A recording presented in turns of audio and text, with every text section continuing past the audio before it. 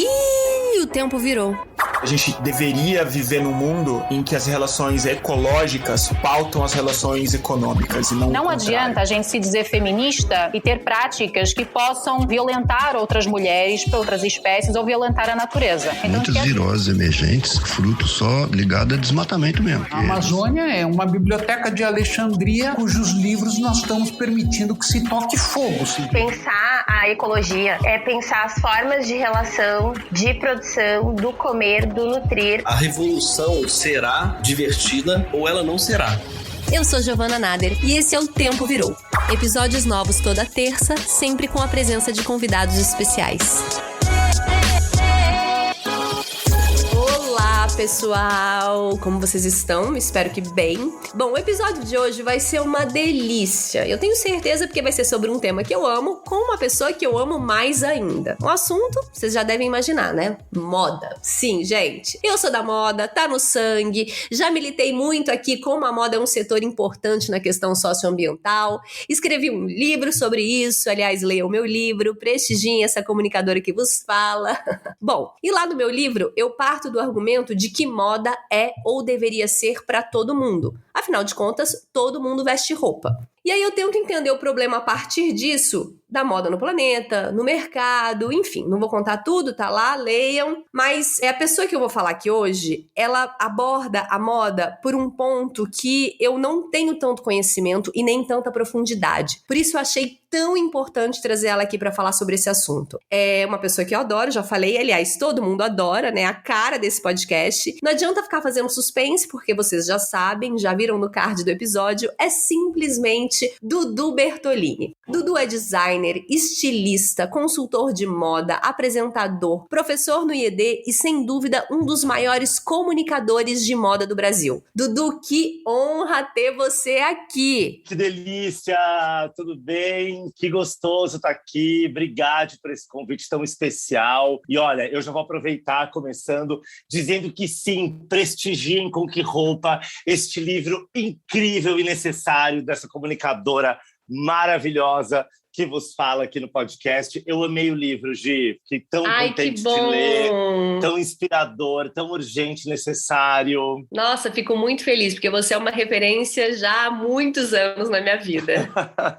Que bom, amiga. Dudu, você tá no interior, né? Eu vi um vídeo seu do YouTube no GNT falando sobre sua transição para Limeira. Eu falei, caramba, que desconexão, porque você é de São Paulo, né? Você morou em São Paulo há séculos, né? Toda essa vida corrida é dessa cidade que não para. E aí você foi para a natureza. Conta rapidamente como está sendo essa experiência. Não, Gi, exatamente. Aliás, eu inclusive falo o tempo todo e repito, né? Que eu falo, se a cartomante me dissesse que eu ia casar e morar com os meus pais na pandemia, eu diria que é mentira. Mas é justamente isso que aconteceu, né? Primeiro casei por uma cerimônia de Zoom, que foi incrível, né? Assim, que também é algo que eu não esperava, mas que foi super emocionante. E aí a gente decidiu, depois de meses de isolamento no nosso apartamento de São Paulo, a gente veio visitar meus pais. Quando eu vim embora daqui, eu falei, mãe, tô vindo morar aqui com você. Ela falou, você vem mesmo? Eu falei, eu venho. E essa mudança é incrível. Eu não tô longe de São Paulo, né? Tô 1h30 daqui de São Paulo, então também acaba que eu vou bastante a trabalho, né? Cumprindo todos os protocolos, obviamente. Mas essa mudança está sendo incrível, né? Tá perto da natureza, tá perto dos meus pais, da minha família, reconfigurar a vida e aproveitar essas oportunidades únicas, ainda que elas venham por um motivo que a gente não queria que fosse por esse motivo, né? Que não fosse preciso uma pandemia para a gente repensar o nosso lifestyle, mas porém aproveitar o que de melhor oportunidades como essa podem trazer, eu acho que faz parte das nossas missões de vida. Então, eu vou te dizer que, assim, tô mais feliz que nunca estando aqui, viu? Dudu, eu queria começar te perguntando algo muito pessoal, porque você é uma pessoa com um estilo muito único, né? Muito autêntico, você sabe como ninguém fazer o uso do próprio estilo para mostrar ao mundo quem você é. Além de ser um entusiasta da moda gênero, muito antes disso ser um termo. Eu queria saber, então, quais eram e quais são as suas inspirações, suas influências nesse processo que é constante, né, de descoberta do próprio estilo e de conseguir usar tão bem o estilo para refletir a sua personalidade. Ai, Gi, obrigado. Que linda essa pergunta. Enfim, eu concordo com você. Eu acho que descobrir o próprio estilo é um processo de construção contínuo, é um processo da vida toda, que não tem fim, né? O estilo é muito mais interessante que a moda, né? O estilo é a moda com alma. Então, ela não é sobre o que você veste, ela é sobre como você sente, como você pensa, como você age e, portanto, como você veste. Ele é um jeito genuíno de você traduzir a vida, de você traduzir o mundo à sua volta. Mas hoje, eu acho muito interessante que eu acho que o estilo, mais que nunca, reflete as suas escolhas. Ele fala muito sobre você, sobre o que te representa. Quando eu comecei a trabalhar com moda, quando eu estava começando minha trajetória dentro da moda, eu admirava demais um estilo com assinatura, esse estilo que fosse imediatamente reconhecido, identificável. Uma escola que eu acho que vem de pessoas como Chanel, por exemplo, ou Diana Vreeland, ou seja, um Jimi Hendrix, uma Billie Holiday, um Ney Matogrosso, os Dizzy Croquettes, sei lá, tanta gente maravilhosa que eu admiro demais e que contribuiu para a construção do meu estilo, né? E eu continuo admirando esses estilos assinados e imediatamente reconhecíveis, mas eu acho curioso que cada vez mais eu fui dimensionando que a força real desses estilos está na mensagem transformadora que eles inspiram, não está na sua assinatura estética. E eu acho que mais que nunca é isso. Eu acho que hoje é muito mais sobre a mensagem do que sobre a estética, né? Então eu gosto muito de pensar que o estilo realmente seja uma tradução genuína da minha maneira de sentir o mundo, mas também da mensagem que eu quero transmitir com ele. E hoje eu acredito, obviamente, que essa mensagem ela tem a ver com liberdade, com autoaceitação, com despadronização, com uma moda que ajude a gente a ser a melhor versão de nós mesmas, né? E não mais uma moda que tente nos fazer parecer que nós não somos, ou que de alguma forma nos obrigue a tentar parecer com algo que não tem a ver com a gente apenas para ser aceitos, né? Então, o que eu mais gosto de pensar é que meu estilo seja uma tradução dessa mensagem. E a gente que é do ramo, Dudu, a gente tem visto um crescimento gigante desse mercado, né? Mas ainda está muito restrito a um público específico, as revistas que estão super abertas para isso. Mas o que você percebe desse mercado? Como que você enxerga a disseminação e a aceitação da moda gênero na população em geral? Boa, Gi. Olha, eu acho, Gi, que existe uma questão maior por trás da moda gênero, que é o entendimento do que é gênero, para então a gente entender o agênero. Às vezes eu acho que a gente criou um entendimento um pouco estereotipado do que seria a moda gênero, né? Como se ela tivesse virado sinônimo de uma moda neutra, que é oversized, na maioria das vezes minimalista, feita muitas vezes de camisa branca larga, de camisetão, de moletom, ou então de corpos designados masculinos usando roupas designadas femininas. Claro que peças amplas, peças neutras, servem em mais corpos e até as iguala mais esteticamente, mas eu não acho que é sobre isso, eu não acho que é aí que mora a questão.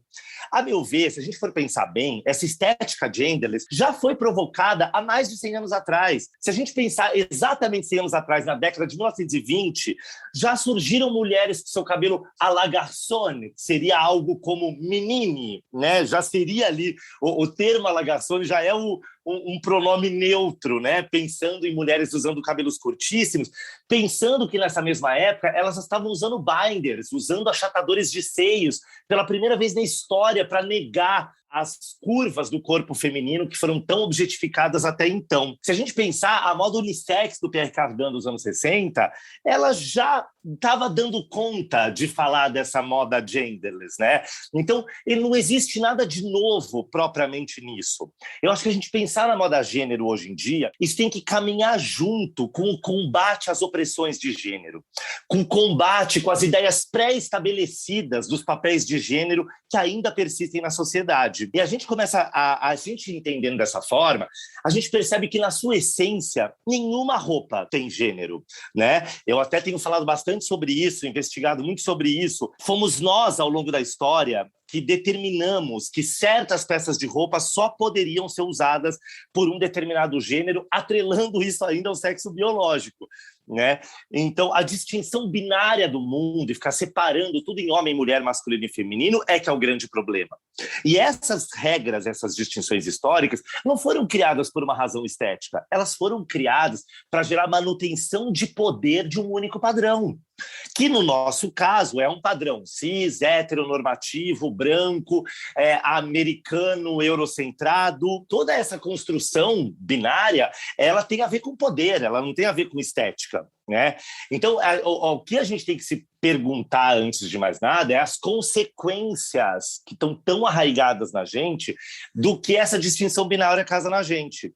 Se a gente pensar que o mundo inteiro hoje em dia é dividido por essa anatomia visual, a partir da distinção de corpos com pênis e corpos com vagina na hora do nascimento, e a partir dessa distinção, a gente atrela tudo às pessoas, a gente atrela o gênero que elas devem ter, como deve ser a orientação sexual dela, como é que elas devem performar. A gente cobra uma série de comportamentos das pessoas que apagam totalmente as outras subjetividades que nos atravessam. Então, o gênero, ele é sim uma construção social, ele não é determinado pelo nosso sexo biológico. Eu adoro até a fala do Paul Preciado, né, esse filósofo espanhol genial, transgênero, que ele fala que o gênero é uma ficção política encarnada. Então, se a gente começa a dizer que essa ideia binária, homem e mulher, masculino e feminino, isso é o natural, isso é a natureza, portanto, isso é o normal. E se a gente fala que é o normal, é isso que constitui a norma. Então, qualquer corpo que fuja dessa distinção é contranatural, é uma aberração, é uma anomalia que deve ser combatida. Essa é a ideia que a gente tem que combater. Percebe? Então, assim, a mudança só vai acontecer, não é quando as pessoas pararem de procurar roupas masculinas e femininas nas lojas de departamento. A mudança vai acontecer mesmo quando a sociedade definitivamente acabar com essa estrutura binária e com essas concepções opressoras e controladoras que vêm com isso. Essa mudança vai vir quando as pessoas naturalizarem e respeitarem todas as identidades de gênero e enxergarem o amplo espectro que mora entre esses polos extremos do masculino e feminino. E nessa hora, quando isso acontecer, não vai ser nem mais preciso a gente colocar esse tag a gênero nas roupas. Nossa, perfeito, Dudu. E quando a gente fala de moda para todos, né, a gente está falando não só da moda gênero, mas também de toda uma diversidade de corpos, de maneira de se vestir que sejam realmente inclusivas, né? Você é curador de um evento maravilhoso aqui em São Paulo, né, que agora online acontece para o Brasil inteiro, junto com a Michelle Simões, que é o Moda Inclusiva, e que mais uma vez fala da inclusão da moda para pessoas com deficiência. E tem um dado que eu aprendi quando eu participei do evento, inclusive o ano passado, dizendo que 22% da população brasileira tem algum tipo de deficiência. E onde é que essas pessoas estão representadas na moda, né? A gente está em pleno 2021 e ainda a gente vê muito pouco. Como que você enxerga esse cenário? Conta pra gente os avanços que a gente já teve nesse ponto contra o longo caminho que a gente ainda tem que percorrer. Perfeito, Gi. Aliás, ter você, né, com a gente no evento foi tão especial. O evento que aconteceu no CCSP, no Centro Cultural São Paulo, né, o espaço do qual eu sou curadora de moda, e que é um espaço muito especial, porque eu acho que a gente consegue pensar a moda por um viés muito democrático, muito inclusivo. Inclusive, abrindo um parênteses aqui, o que você está fazendo? Os seus eventos de modas no CCSP, assim, maravilhosos. Opa, que bom, Gi. Obrigado. E você estava lá na estreia, né? No start do evento, nessa mesa redonda com a Michelle, que é incrível, né? Que é uma mulher muito inspiradora, que eu amo. E eu também, né? Me sinto aprendendo muito também sobre esse universo. E, na verdade, Gi, quanto mais eu mergulho, né, assim, no universo das pessoas com deficiência, eu te digo que eu acho que, neste momento, a representatividade de pessoas com deficiência no mercado de moda ainda é pouquíssima. Eu acho que ainda são pouquíssimos os lugares acessíveis. Pense quantas lojas, quantos espaços de comércio de moda são pensados para a inclusão de pessoas com deficiência, sabe? Ou mesmo o protagonismo de pessoas com deficiência nas campanhas publicitárias ou a visibilidade que elas têm nesse momento. Ou mesmo na acessibilidade digital, que ainda está engatinhando, sabe, para pessoas com deficiência. E eu ainda digo mais, eu acho que o capacitismo, né, que é a forma de preconceito contra pessoas com deficiência, ela ainda é pouco reconhecida. Eu acho que tem muita gente que é ativista, que é desconstruída e que é super capacitista sem saber, ou que reproduz expressões capacitistas sem ter conhecimento sobre elas. Então, eu realmente acho que, óbvio que nós temos avanços, né? Mas eu ainda acho que a gente tem um longo caminho pela frente, sabe? Eu ainda acho que criadores de conteúdos digitais, o universo digital, né? Ele tem favorecido uma democratização maior de informação e de protagonismo e troca. entre pessoas com deficiências e seus aliados, mas realmente eu acho que a gente tem um longo caminho pela frente. E eu acho que nessa hora a gente também tem que pensar um pouco em que representatividade é essa que a gente está conquistando no mundo e no mercado de moda. A gente tem que tomar muito cuidado para a gente não cair na representatividade com passabilidade. Esse é um dos grandes perigos, né? Eu acho que a gente facilmente pode acabar criando uma diversidade padrão, sabe? Que ela só dá protagonismo para os corpos que são mais passáveis, que são mais compreendidos por grande parte da população. E, na verdade, a gente tem que entender que os corpos mais distantes da norma, os corpos que são menos passáveis diante dessa cis-heteronormatividade, eles são os que têm mais a dizer. Eles são as corpas que vão gerar as maiores mudanças. Eles que vão fazer a maior diferença. E, às vezes, a gente ainda tem gente que fala assim, mas a moda ela tem um papel de sonho, a moda ela não está aqui para mostrar a realidade nua e crua, né? Tem gente que parte, às vezes, dessa construção. E eu gosto de inverter essa lógica. Eu digo assim, nós, enquanto designers e criadores de moda, o nosso papel é trazer sonho, poesia e construir a partir de todas as corpas. Você percebe? A gente tem que partir da ideia de que a moda, de fato, ela é feita para todos. E que todas as corpas têm o direito e o lugar dentro desse protagonismo. O design, ele tem que fazer a ponte para essa inclusão e para essa representatividade real. E eu acho que o universo das pessoas com deficiência, ele é perfeito para essa reflexão, para essa construção.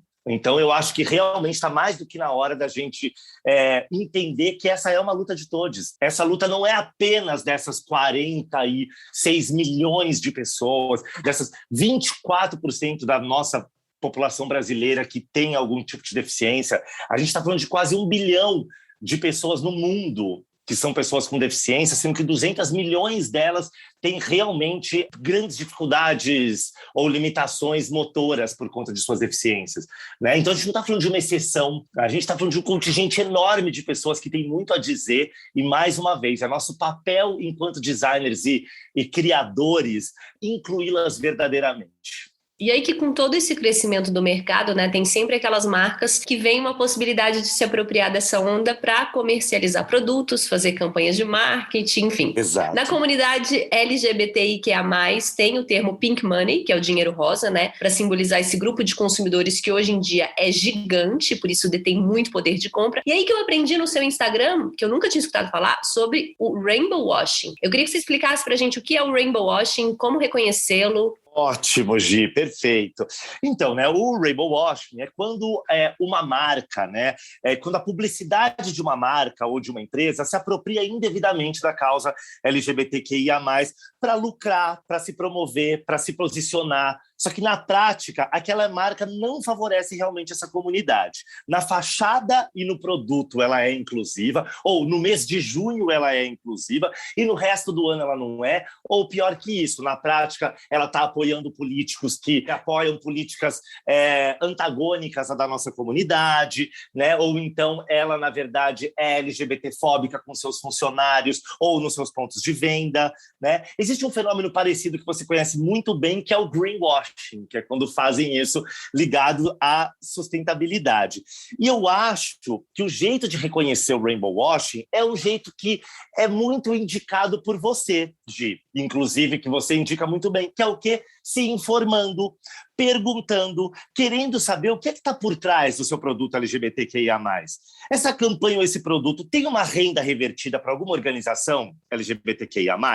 Há transparência por trás dos benefícios gerados, porque cada vez mais esses benefícios eles têm que ser acessíveis, essas informações elas têm que estar ao alcance das nossas mãos, né? Elas não podem estar mascaradas de uma forma complicada. Quanto mais transparente esses benefícios forem comunicados, mais verdadeira essa essa ação vai ser. E assim, e além de tudo, a gente ainda tem que juntar a pergunta: quais são os impactos socioambientais desse produto? Quantas pessoas LGBTQIA+ trabalham nessa empresa? Quais cargos de poder e sob quais salários e condições essas pessoas trabalham? Será que essas ações afirmativas dessa marca são realizadas o resto do ano? Ou será que esse tema Pride só está lá no mês de junho e depois todo mundo esquece deles, né? Então, você pega grandes marcas, né? O próprio, quando essa expressão começou a ser difundida, né? Que ela se fortaleceu mais realmente esse ano, a gente pega o Walmart, por exemplo, né? Uma grande empresa como essa, lançou uma seção Pride and Joy em 2021, só que ao mesmo tempo estava financiando criadores de lei do Arkansas que tentavam barrar o tratamento de jovens trans, por exemplo. Entendeu? Então, além da gente ter que perguntar o que é que está por trás desses produtos, a gente tem que se perguntar: toda representatividade importa? Será que qualquer representatividade importa? Não, não importa. Se essa representatividade ela é estereotipada, se ela está objetificando essa comunidade, se ela serve apenas para passar pano para essa empresa, entendeu? Que, na verdade, não emprega pessoas LGBT e que pratica homofobia ou transfobia nos pontos de contato que ele tem com as pessoas consumidoras, essa representatividade não importa. Né? Então, realmente, eu acho que é querer se informar. Né? A gente tem que lembrar que quando essa bandeira foi criada, né, ela foi criada pelo ativista, pelo Gilbert Baker, em 78, e que era um ativista super sério, o Gilbert Baker, e ele fez isso 9 anos depois de Stonewall. Né? Stonewall foi a primeira grande revolta da população LGBTQIA+, contra as abordagens policiais super abusivas e violentas que a comunidade sofria em Nova York, em Greenwich Village, e ele é o marco zero da... eu não diria marco zero, não, tá? Porque essa luta ela vem de muito antes, né? Desde quando a opressão existe, as nossas corpas, a nossa luta existe também. Mas ele é a primeira grande luta que marca, né, essa luta pelos direitos da comunidade LGBTQIA+.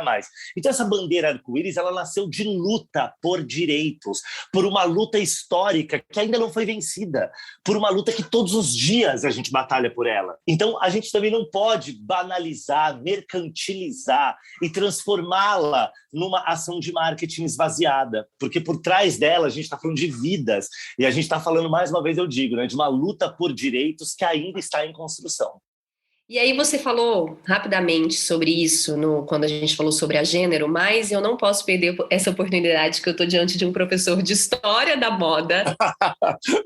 Ai, Gi. Você fala sobre uma coisa muito interessante, né? Sobre o fato, eu vi um vídeo seu sobre isso, o fato de a Segunda Guerra ter sido um marco de um momento da moda em que se teve que buscar soluções mais sustentáveis, até por questão de sobrevivência, né? Eu queria que você trouxesse aqui alguns marcos históricos da história da moda na nossa sociedade, ou da nossa sociedade na história da moda, que foram revolucionários, assim na luta política, na moda sustentável e até na moda, inclusive a gênero que a gente falou. Então, olha só, que interessante, né, como você traz essa pergunta. Porque quanto mais eu olho para a história do mundo e para a história da moda, mais eu penso que foram preciso grandes tragédias para que essas mudanças acontecessem. E assim como o próprio exemplo que você trouxe, as grandes guerras, por exemplo, foram um dos episódios mais importantes para mudar a moda e para mudar o mundo. Foi só na guerra e no pós-guerra que as mulheres de fato naturalizaram o uso de calças, o uso de sutiã, que as distinções de gênero de fato diminuíram, de fato caíram. Mas por quê? Por exemplo, por que é que a naturalização do uso de calças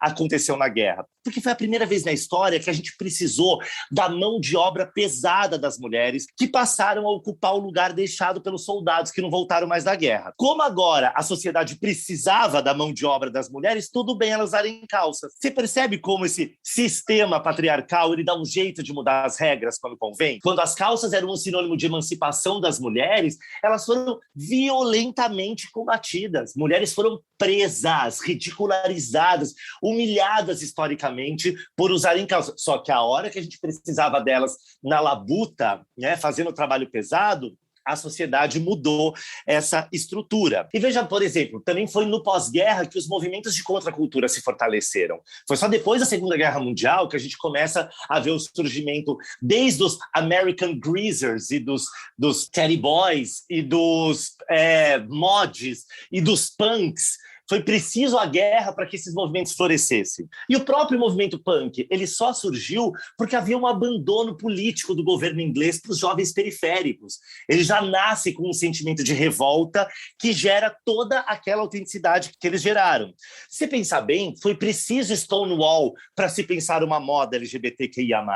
Foi preciso a luta histórica das pessoas com deficiência por direitos, lindamente retratada, inclusive, no documentário Crip Camp, que é uma das minhas dicas aqui que eu deixo, né? Um documentário que conta sobre a luta histórica das pessoas com deficiência por direitos. Foi a partir daí que a gente pensou a moda inclusiva, você percebe? Foi preciso Rana Plaza para a gente pensar no Fashion Revolution. Eu tava pensando nisso agora, sobre a sustentabilidade, nasceu de uma tragédia que foi o Rana Plaza, né? Eu nunca tinha feito essa associação toda que você tá fazendo. Sabe, lógico que já existia um movimento anterior à sustentabilidade, mas um grande estopim, uma grande alavancada disso foi o Rana Plaza. Para quem aqui não sabe, isso foi uma tragédia, o desabamento de um prédio que matou mais de 1.200 pessoas que trabalhavam em condições análogas à escravidão para fazer roupas de fast fashion, que a gente compra a preços irrisórios nos mercados. Então, e assim, será que vai ser preciso quantas pandemias para a gente pensar uma moda mais sustentável? Para a gente realmente se tornar mais sustentável? Então, o que eu espero é que a gente não precise mais tomar na cara com grandes tragédias para mudar, que a gente possa fazer a revolução através da consciência. E eu acho que a gente tem tudo para poder viver esse momento. Eu gosto de pensar que eu acho que o século XX ele foi da revolução do comportamento, né? Se a gente pensar o que em 100 anos de história a gente conseguiu transformar drasticamente no século XX, pensando que a gente começa esse século usando os espartilhos mais apertados da história e as crinolinas mais absurdas da nossa história da moda, e que em 100 anos a gente consegue terminar esse século respeitando todas as identidades de gênero, por mais que as opressões ainda existam, vejam bem, tá? Mas que a gente consegue um grande avanço, eu diria que ele é o século da revolução comportamental. E o século XXI é o da revolução da consciência, é o da revolução da gente pensar o porquê de todas essas mudanças, né? E fazer ela de acordo com um mundo mais consciente, mais empático, mais ético e mais transparente. E quando eu falo dessas grandes tragédias, essas tragédias não aconteceram de repente. Elas eram tragédias anunciadas, eram tragédias que a gente sabia que estavam aí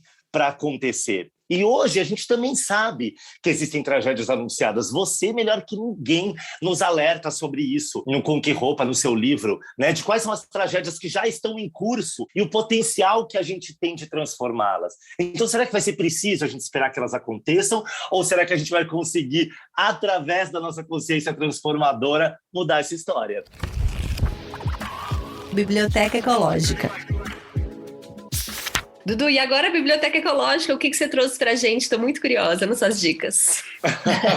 Olha, gente, eu vou aproveitar, já que a gente falou de moda inclusiva aqui, né? Eu vou, mais uma vez, indicar veementemente o Crip Camp, que é esse documentário que, inclusive, foi indicado para o Oscar desse ano, um documentário produzido pelos Obama, né? E que ele conta da luta histórica de pessoas com deficiência pelos seus direitos, né? Que foi preciso que essas pessoas acampassem no Congresso para conseguirem o direito básico às rampas e elevadores em todos os espaços, né, para o começo desses direitos. E é muito emocionante. Você já assistiu, Gi? Não, nunca assisti. Nossa, assiste, que é tão lindo. E, na verdade, eles começam essa consciência porque havia um summer camp, um acampamento de férias que recebia pessoas com deficiência nos anos 50 e nos anos 60 e fazia tipo uma Woodstock com eles lá, onde essas pessoas eram totalmente livres, sendo que fora de lá elas eram absolutamente marginalizadas e invisibilizadas pelo resto do mundo. Só que lá elas podiam ser livres. Então elas estão lá vivendo uma liberdade que elas nunca tinham experimentado até então, e isso fomenta nelas uma consciência política transformadora que fortalece elas para lutarem pelos seus direitos nas ruas, no Congresso, diante do mundo todo. Então foi um dos filmes mais emocionantes que eu já vi, um dos documentários mais emocionantes que eu já assisti, e que eu acho que ele gera uma reflexão, uma transformação super importante. Incrível. Eu também vou indicar O Bicho a Travesti, da Linda Quebrada, minha amiga que bacana. amada, que é um filme de 2018, se eu não me engano. Acho que é isso, acho que deve ter já aí uns 2, 3 anos, mas que é tão especial e que é tão forte e que é tão tão coerente, né? Então é uma outra dica que eu indico assim do fundo do coração.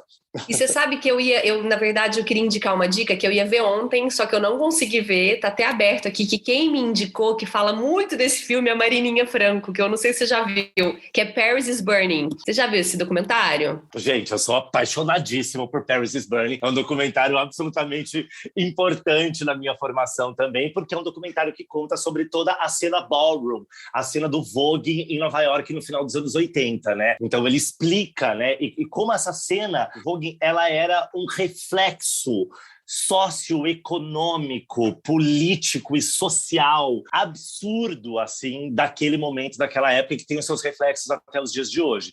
Além de ser um brilhantismo, de uma criatividade maravilhosa, é onde você consegue entender toda a estrutura, né, dessa cena ballroom, como funcionam as houses, esses espaços de acolhimento, essas famílias que são constituídas na pista de dança e fora dela também. É fantástico, é muito inspirador, inclusive também para quem é mais contemporâneo e assiste Poses, né? Sim. O Pose, o Pose, ele também parte totalmente do Paris is Burning também, né? Totalmente dessa cena, desse momento. Eu absolutamente recomendo, e eu tenho uma grande ídola no Paris is Burning, que é a Octavia Saint Laurent, que ela é a criadora da House of Saint Laurent. Ela era uma mulher trans, negra, linda, que é meio icônica, assim, do Paris is Burning e que é uma super musa pra mim. Então é uma dica maravilhosa. Ótimo.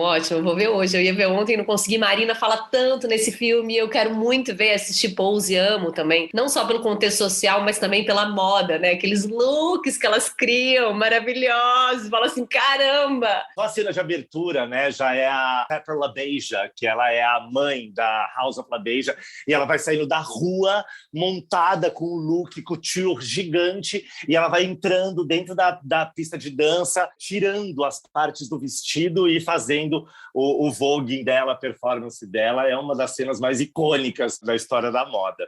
Eu aproveito também, dentro dessa pegada, e recomendo muito o Disclosure, que é esse documentário chamado Revelação, que ele fala também sobre a representação de pessoas trans na mídia e como isso tem um papel devastador e importantíssimo na maneira como as pessoas trans são tratadas na sociedade. É super interessante, super rico também. Então, na Biblioteca Ecológica, fica essa dica aqui com muito afeto.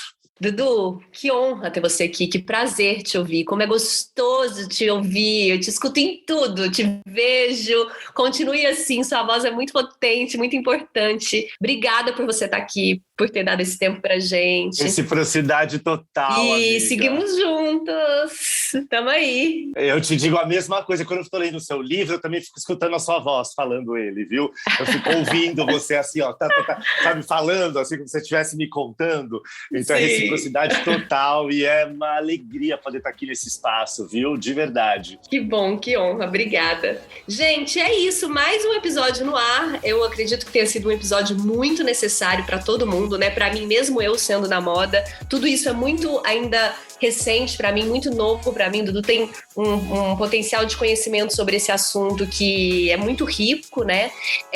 Espero que vocês tenham gostado, que vocês compartilhem, reverberem e até a próxima terça. Um beijo. Esse podcast é apresentado por mim, Giovana Nader, pesquisa e roteiro de Jordano Nader, edição Vitor Bernardes, identidade visual de Teodora do Vivier e produção de conteúdo nas redes sociais Mariana Ferrari.